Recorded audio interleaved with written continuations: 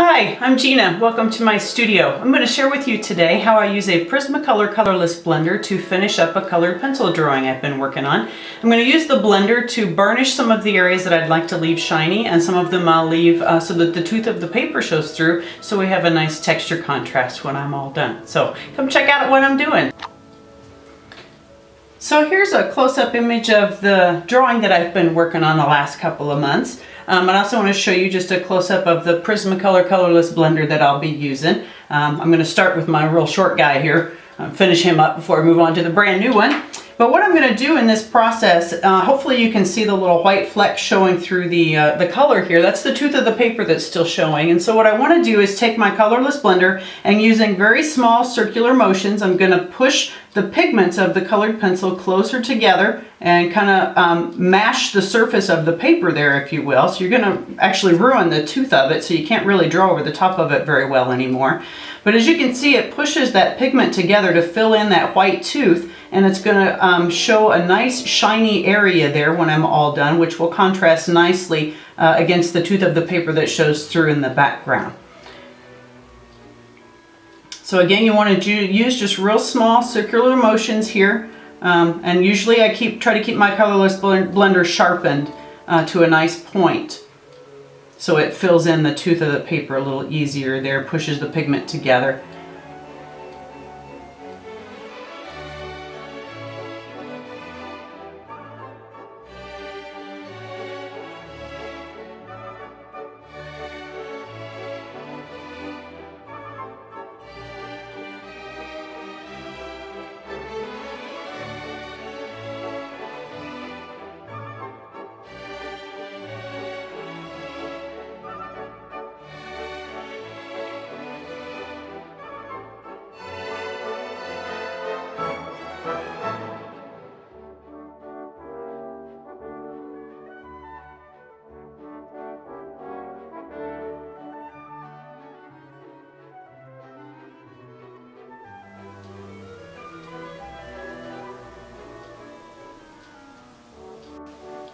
Okay, so here's what the drawing looks like with one leaf burnished so far with the colorless blender. A couple of things I want to talk about real quick before I move on to the white flower next.